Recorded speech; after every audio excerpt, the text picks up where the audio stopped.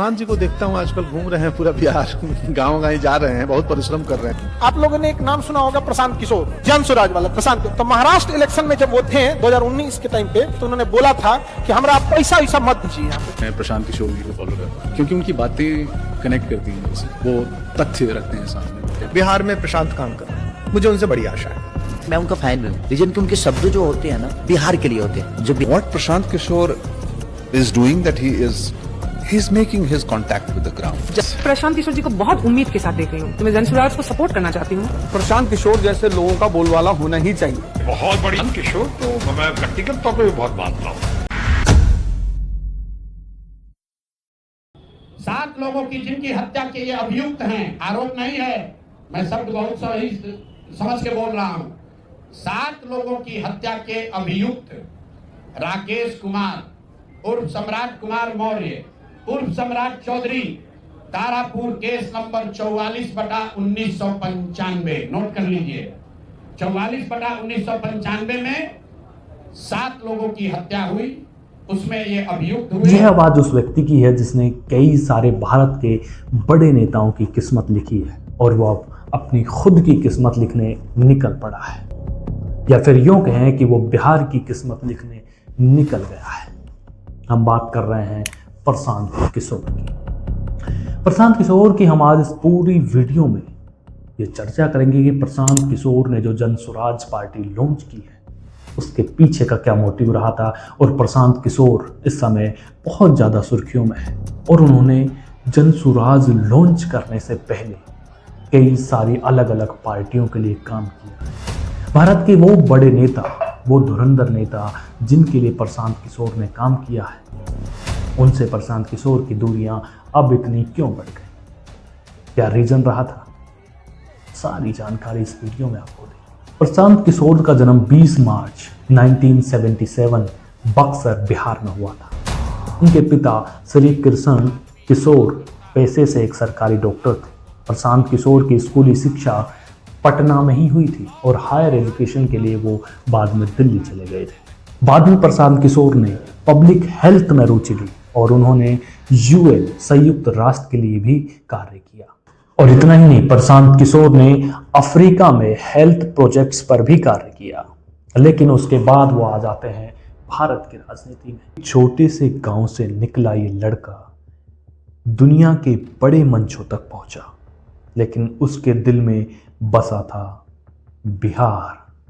14 तारीख को बिहार में देश के राजनीति के इतिहास का एक नया अध्याय लिखा जाएगा और जिस बिहार के लोग को प्रशांत किशोर की पॉलिटिकल जर्नी की बात करें तो उनकी पॉलिटिकल की शुरुआत होती है 2012 से। 2012 में नरेंद्र मोदी के एक फ़ोन कॉल से प्रशांत किशोर नरेंद्र मोदी के लिए कार्य करते हैं। नरेंद्र मोदी ने प्रशांत किशोर को बुलाया था एक चुनावी रणनीति और चुनाव की स्ट्रेटेजी बनाने के लिए। 2012 में हमारे आज के पीएम नरेंद्र मोदी के लिए प्रशांत किशोर ने CAGA नाम की एक टीम बनाई, citizens for accountable government. Modi ji के 2014 के कई सारे स्लोगन थे, जिनमें से 2 स्लोगन मैं आपको बता रहा हूं जो पूरे भारत में बहुत ज्यादा फेमस है। बेटी बचाओ बेटी पढ़ाओ और अब की बार मोदी सरकार। एक अकेला कितनों को भारी पड़ा। ये राजनीतिक खेल खेलने वाले लोग, उनके अंदर वो हौसला नहीं है, वो ढूंढ रहे हैं बचने का रास्ता खोज रहे हैं। बेटी बचाओ बेटी पढ़ाओ अभियान के माध्यम से समाज की चेतना को जगाने का प्रयास किया।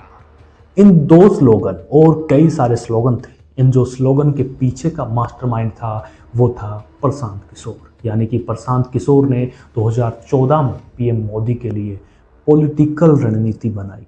उन्होंने राजनीति में एक चाणक्य के तौर पर 2014 में नरेंद्र मोदी और भाजपा के लिए कार्य किया। और इतना ही नहीं, 2015 में उन्होंने आज के बिहार के सीएम नीतीश कुमार के लिए कार्य किया और नीतीश कुमार को 2015 में बिहार का सीएम बनाया। उस समय नीतीश कुमार और लालू यादव का गठबंधन से सरकार बनी थी।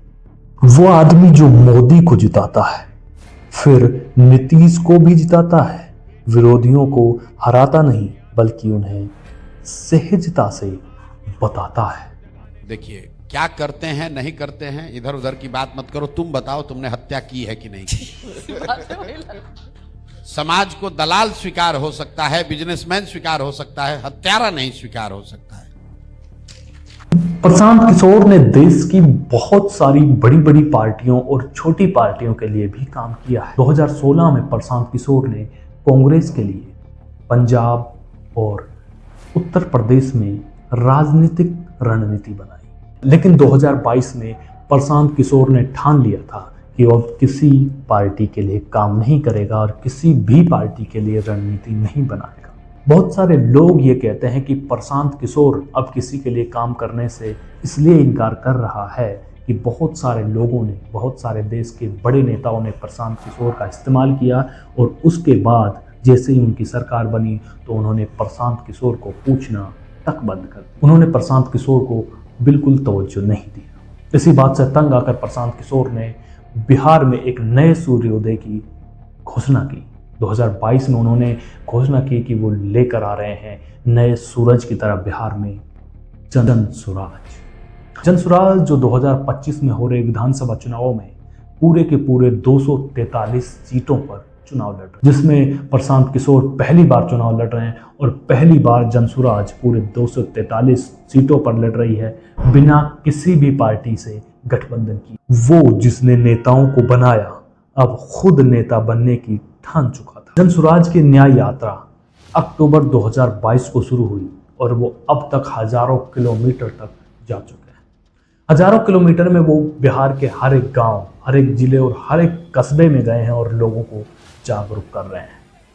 जन स्वराज का एक ही नारा है कि नीति नहीं, लोगों की नीयत बदलना है। प्रशांत किशोर की पर्सनल लाइफ की बात करें तो करीब उनके पास 4 से 5 करोड़ रुपए की सरकारी रिकॉर्ड में संपत्ति है। जबकि प्रशांत किशोर ने बताया कि उन्होंने पहले वो रणनीति बनाने के लिए, पॉलिटिकल एडवाइस के लिए किसी से कोई रुपए नहीं लेते थे, लेकिन तब से उन्होंने जन स्वराज पार्टी लॉन्च की है वो हर एक एडवाइस के पैसे लेते हैं।